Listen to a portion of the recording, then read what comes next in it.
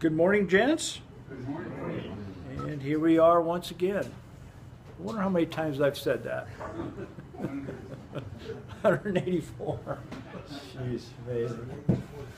Yeah, it's embarrassing. So we're going to continue this morning. Boy, we're getting very near the end, but near the end is relative. Review from last time, we finished up the last of the 12 blessings in regard to Jacob blessing his 12 sons. Remember, the context is a hospice setting. The 12 sons are gathered around the bed of their father, and he went through one by one and spoke blessings upon each one. And we've spent a great deal of time analyzing each of those. Last week, just to tie it in to this week, review Benjamin through the receiving of this last paternal blessing represents, in my opinion, again, I'm doing the work of interpretation and for what it's worth, he represents all of Israel and the one who will come through Israel, the very one we were singing about just here a few minutes ago, to aggressively attack all that is wrong, to gain the ultimate victory, and then to divide the spoils of rightness among all of creation. And for those of you who weren't here last week, this ties right into what those words were in verse 28 regarding Benjamin's blessing, and that's what we dealt with last week. So now to move on for today, 28. Yeah, last week was we looked at Benjamin, verse 27. A little correction there. And the verse reads like this, one verse. And it's a summary verse. It's like the writer of this book, after finishing those blessings, pauses for a moment, lays down his pen, or maybe gets some fresh ink there, and says, and all these are the 12 tribes of Israel. And this is what their father said to them when he blessed them, and he blessed them every one with the blessing appropriate to him. So one verse we'll look at today, and here's my take on it. Make sure we're going here. First phrase, all these are the 12 tribes of Israel, arrow to the right. This phrase points to a much larger scope. Okay, remember the context. It's a father with 12 sons. But the writer of the book of Genesis now says that these represent the 12 tribes of Israel. It's looking beyond the immediate to a much larger context. And this phrase points to a much larger scope. So that's why we're looking at a much larger scope. We're looking at it not only in the immediate context, but the relevance of that context to a much larger and future aspect of what is being said. The second phrase, and this is what their father said to them when he blessed them.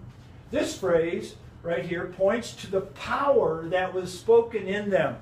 And something that has become very apparent to me over the last probably 10 years or more, I'd say 10 years, is the idea of blessing. And many of you know that experientially. Remember there was a time here early in this study where we studied blessing, and we each had opportunity to bless each other. And I feel that as we age, our power to bless increases over time. And there is something very powerful in the blessing that we're going to be looking at. I just can't let this go here.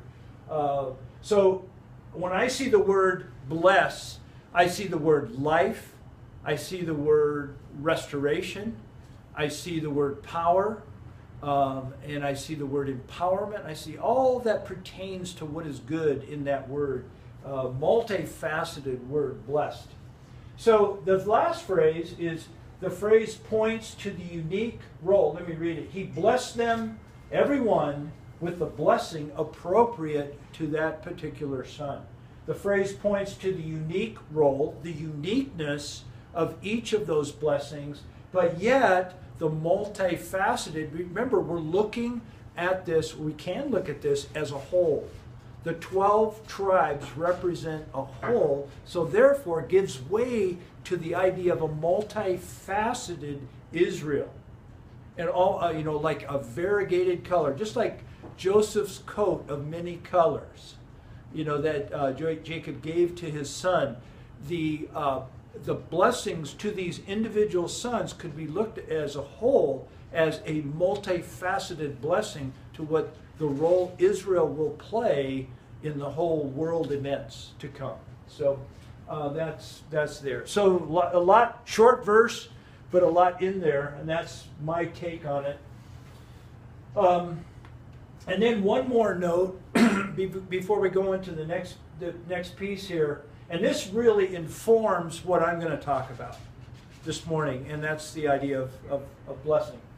Note, the word blessed is used 88 times in Genesis. I gave you this a few weeks ago. 88 times in Genesis. 9 times the word is used right here in chapter 49 at the end of chapter 49. That's 10%. And so I take that as not accidental. I take it that this idea of blessing now shows up and emerges. In fact, the entire chapter is about blessing to the sons who will then carry that blessing out into the future. It's projected future. And so therefore, how does this word fit in? How does this idea fit in with the rest of the book?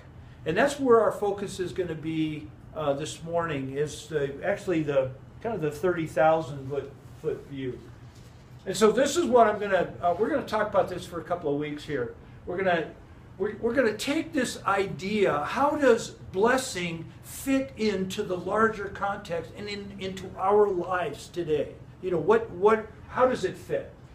And so this is from my head as far as how I see it. And again, I submit it to you for what it's worth. We're attempting to look at this last verse and this last part of Genesis now in light of what we've already studied. Well, I look at it, the world was created, the account of how it began is in Genesis chapter 1 and 2. And it shows that there is a God Almighty creator, and through a course of 7 days, actually 6 days, 7th day being a rest, that all that exists, all that we know that exists, and which we know very little of what actually does exist when you take into account the massiveness of the universe, it gives this account. And the first mention of the word blessed is in Genesis chapter 1, verse 22. Here is the context. God, in the beginning, created, what was day one? Light and darkness, right? Okay, that's profoundly important. There is a light and there is a darkness. And then day 2 goes on and says that he created, there was this, it's called the firmament in the King James, but it was the separation day 1, light and dark, separation day 2, vapor from water, and then out of day 3, the material world was created in the sense, water was created in day 2, but the land separation from the oceans, and the plants began to emerge and give life. And all of this, God has said, is good. Day 4 was the expanse, the heaven, the planets and the what is beyond the earth proper was all, day. That was a big job. Day 4, and again, God says it's good. Interestingly enough, day 5 is when the animal world is created.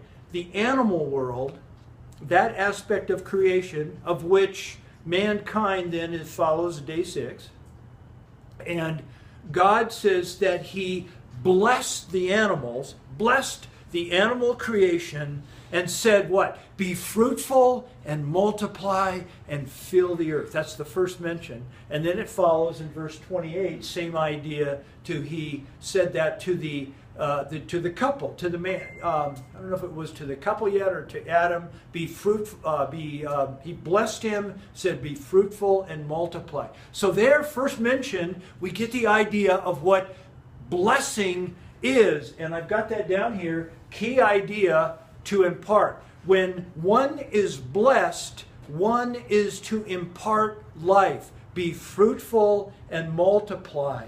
More of it's two ideas there. Fruitfulness means abundance and growth and perpetuation of what that we have been given. And then the second idea is it's exactly the same. We have been given life. We are to impart life. So of the same kind and exponential is the idea, is life. Okay, so that is Genesis chapters 1 and 2 over here. But then we move over to what happens. Something devastating happened in Genesis chapter 3, and I call it a skewedness. It was skewed.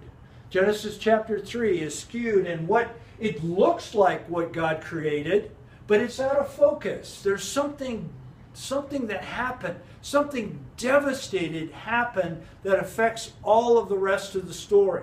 Is that not true? I mean, we saw, another tragic thing in New York City yesterday. Just what we think, what on earth? The hatred and so.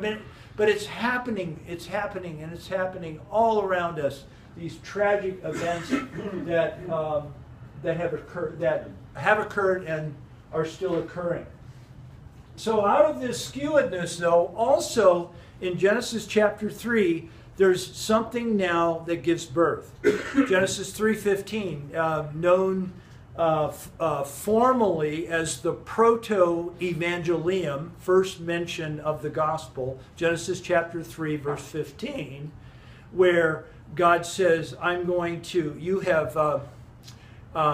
there is one that will come, he will bruise your heel, but you will bruise his head. That he will bruise his head. And I can't think of things, but it's there. And that is the first mention of the one who is going to come to do something, to fix this, to repair it. And I'm using the word, I think the best term is restore. There is a restoration there's a restoration that's going to happen somehow, some way in the future that's going to bring things back into focus once again.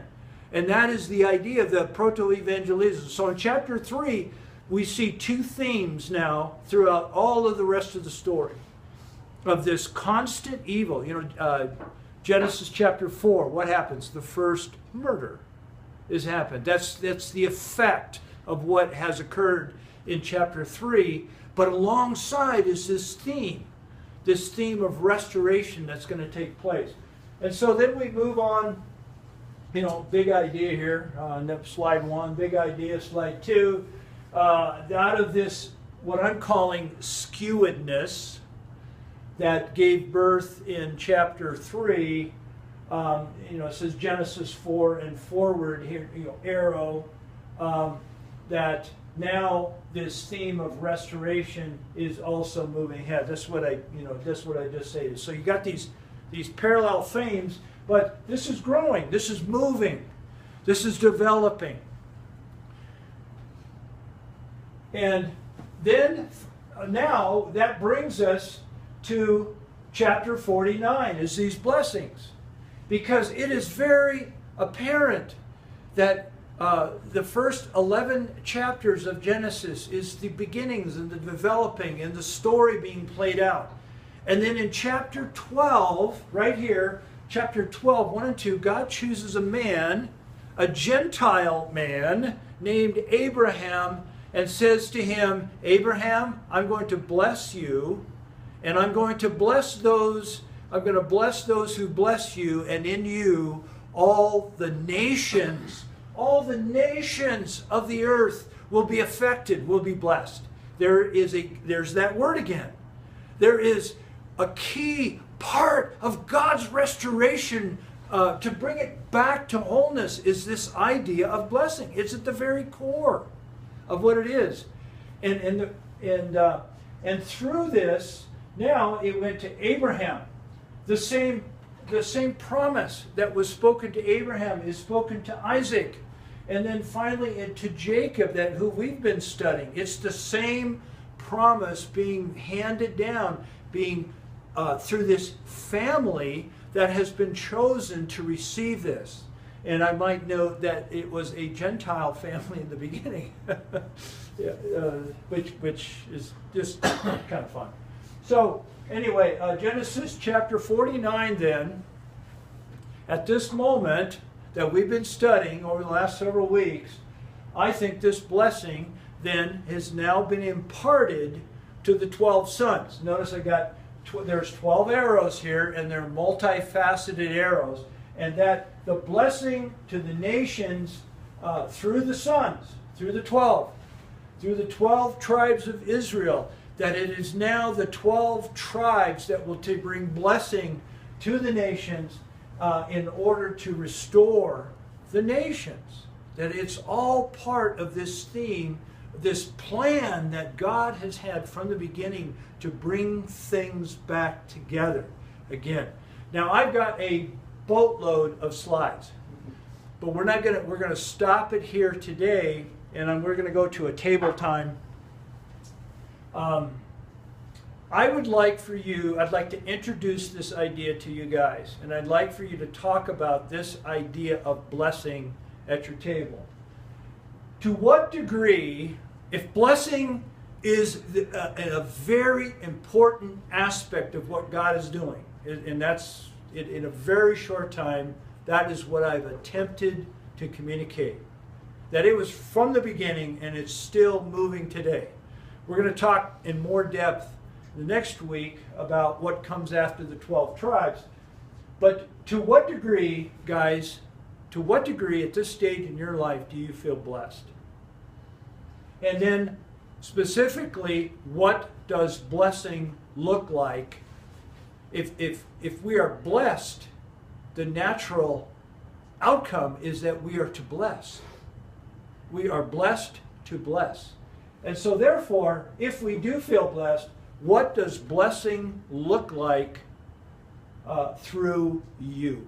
Okay, we'll take the rest of the time, and I'll gather us together at the end, and we'll just have a few minutes here. Remember, blessing is restorative by nature. But I'll let you work with that. So have some fun with this.